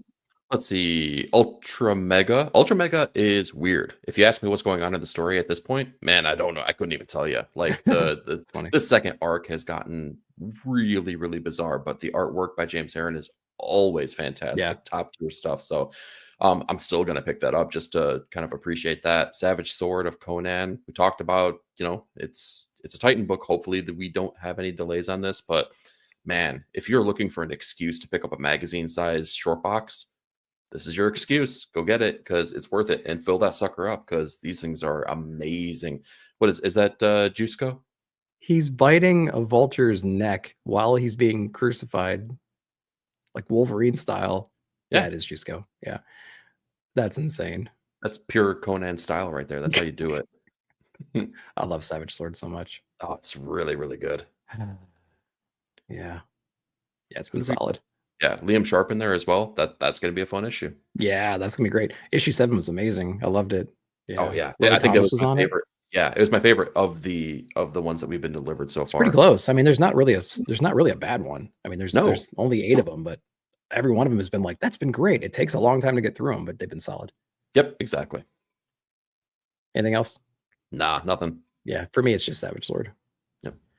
All right, this row here, we have, looks like we're getting some free comic book day things thrown in there. We're taking everyone down with us. Issue number 2. I really liked issue number 1, so we have issue number 2 coming out right here. Matthew Rosenberg, Landini on the art. We have Jason Wordy, and of course Haas writing it, doing the letters for every good book that's out right now. Yep. So this is a really cool story. If you haven't checked it out, I think I pre-ordered this cover here just because it's super trippy. Christian Ward. Yeah, that looks awesome. That one. Yeah, it's really cool. Although, I mean, like cover A's are pretty solid too. Like that's really they cool. definitely are. It's got really great trade dress. It does. Yeah, and then of course we got like a more of a spy thriller, spy hunter car sitting right here. Heck yeah, that's cool. Yeah, so really cool book. So check out issue number 1. Came out a couple weeks ago. Other than that, nothing else up here. Yeah, I might check out Wolverine and Kitty Pryde. I'm a sucker for that stuff. I think Claremont is writing it, which, I mean, is that the pull that it used to be? Probably not, but I really love that original miniseries, so I'll dive in. I love those characters. Yeah, no, multiple characters' first appearance in this issue. Oh my god. Sure. I just said that I was going to get it, and I'm already regretting my decision. Just wanted to see it. The Marvel vs. Capcom. Oh, dude, that's sick. Yeah. That game is still fun to this day. It is. I don't play it on my arcade. I have a Marvel Capcom arcade, and I don't play it as much as I used to. I play more Space Invaders than anything nowadays. But anyway, yeah. All right. What about down here? I read You'll Do Bad Things number 1. I didn't really dig it that much, so I'm probably not going to keep reading it. But anything else over here? I know we could do this off camera here. We need to unpack your feelings on this because I loved You'll Do Bad Things. I was so happy with that issue, man. It was teeter-tottering, kind of maybe not the best book of the week, but like it was definitely in a runner-up type category. Top half. Really top half for sure. Oh yeah, big time. Yeah, so I dug that.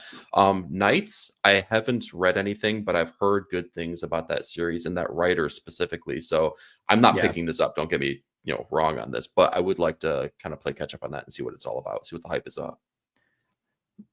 Sleepy providing some perspective here. Biting the Vulture cover in the original run too. Nice. Oh, there we go. Okay. Yeah, Liam Sharp should be excellent for sure. Yep. Fire and Ice has been slow, but I don't miss an issue. Fantastic artwork. Yeah, that's Love up for Zen. from. Yeah, for sure. Love from Hey, Chicago. What's up? all right, another Chicago guy. All right. Yep. Nothing else up here for me though on this row. Yep, big same. Down here's got me a little excited because Lost Fantasy. Yes, And then we have me Duke. too. And then I think that might be it over here. Let's go into Lost Fantasy though, real quick. Yeah. So Kurt Pierre's is on this one, and just like the covers alone are pretty insane. We got this Final Fantasy homage. Totally getting that. Yeah, I think I got issue. No, I think I got the main cover just because that's striking as well. Oh yeah, but yeah. Kurt's a great writer, and yeah, I'm excited for this one, and yeah, it looks really good. Yeah, I'm right there with you. I'm down for it. The trade dress is awesome. I trust the writer. He's done a lot of work with the Comixology originals, and I mean, if you read comics digitally, give those a shot because they, generally speaking, don't kind of come out in physical format, or if they do, maybe it's a trade. But check them out; they're really good. Yep. Oh, we have a Jay Lee variant as well. Yeah, I'm excited for that one. That one will be yeah, that should be cool. Heck yeah. What else? Anything else down here? No, I'm gonna get that Duke silent issue here. This row, a whole heck of a yeah.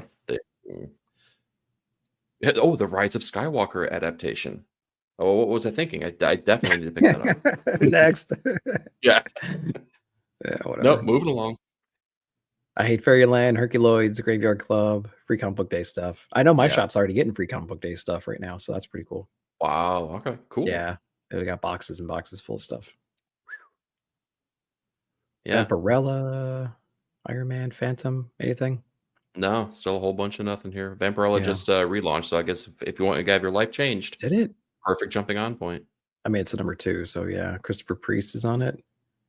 I mean, I got the Frizzens, but they don't show up. So, so really, did you get it? No, I didn't get the last one either. Kind of a bummer. I might have to go on Midtown or something, or Lone Star or somewhere. Yeah. Heavy Metal's coming out. It was a Kickstarter first. You can get it at your local shop very soon. So we have Heavy Metal number 1, Diablo. It's one of my favorite games of all time. So it's a Free Comic Book Day. I'll probably be checking that out since it's free.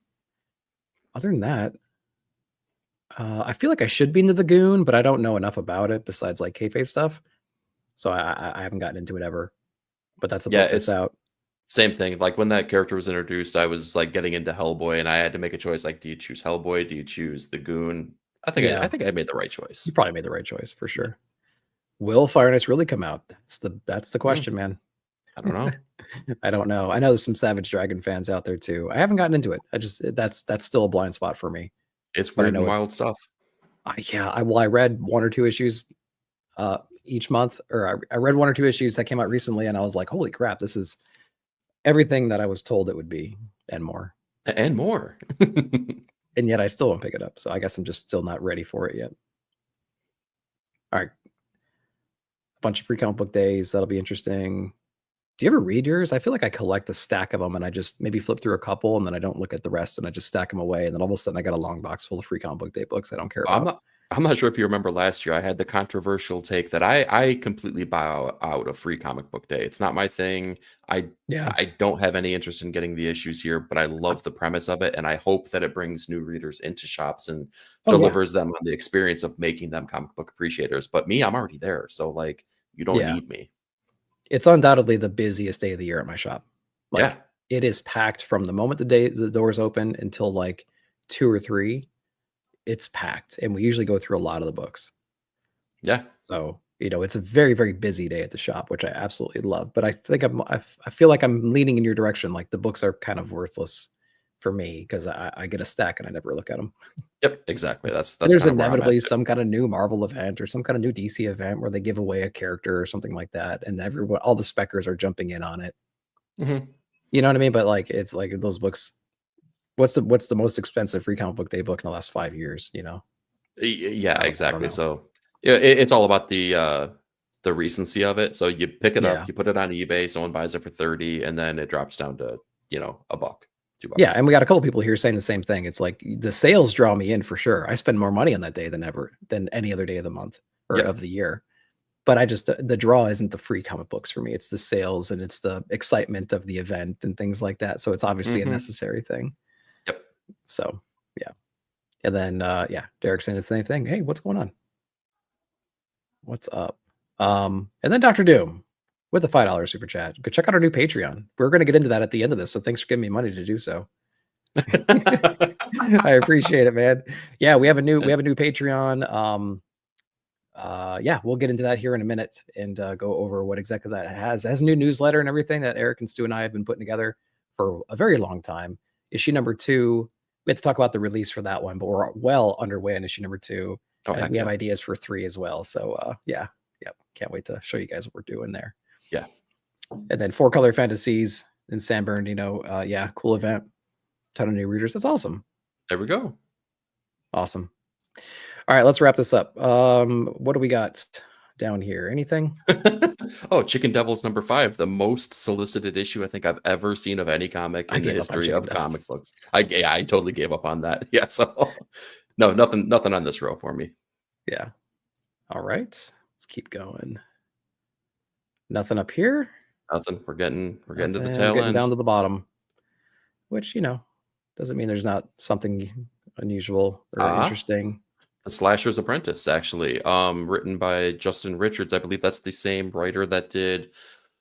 Oh gosh, there was a Vault book that they put out a couple of years back, and now the name is escaping me. They've done some good work in the past, though, and it made me want to pick this back up.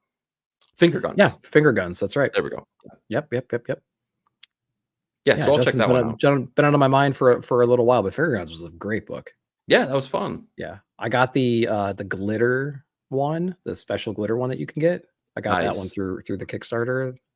Yeah, it was really, really good. Yeah. Death of Cobra. I'm gonna get it. I'm not gonna read it yet, though. I'm not ready. I'm stacking them right now. Yeah. Same thing. All right. Nothing up here for me. No, yeah, keep on moving. Cobra 49 and 50 are coming out, right? So you can kind of finish up the Cobra run.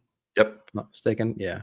I really hope that they start releasing more issues in those nice, hardcover deluxe editions through Image or whoever, right? Because I would love a nice hardcover deluxe. Yeah. Yeah, I only got that first run, and that's as far as I've gotten in the series, which is why the Death of Cobra was like, what? Yeah. What's happening? We could talk to Michelle over the summer and let them know what's going on. Exactly. We talked about Planetary Expansion, so coming out through Lunar over in late April. So you could see a review of that book right now on my channel, and make sure to check those guys out for sure. So thanks for all the support from Critical Entertainment. End of April, you can check out issue number 5. Let's see. Anything else? No, nothing. Nothing. My Little Pony, Kaiju something, Squish and something. Yep, no. Getting towards the end. That looks like it's it, man. There we go. Yeah, pretty good month. We'll see what's coming out. But we should plug. Man, I wish I had the Patreon pulled up. Maybe I can pull it up real quick. Yeah, I was gonna say, lucky for you, you got a keyboard and 10 fingers. So we do have.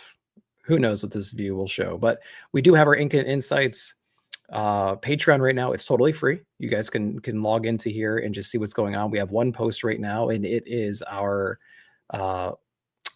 newsletter that we have been working very hard putting together, and it covers Monty Keene. So we interviewed Monty Keene quite some time ago. We just re-interviewed him again most recently. You can see that on my channel. We pulled some of the quotes and conversations and things like that from that interview. We put it on here.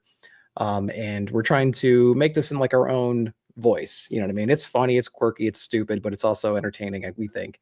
And we hope that you guys jump into patreon.com/Ink and Insights. You can check that out. Sign up again. It's free. We're going to do quarterly newsletters going forward until something changes. Like I said, we have the next one well underway. So there's tons and tons of little goodies inside of this newsletter here that we want you guys to check out.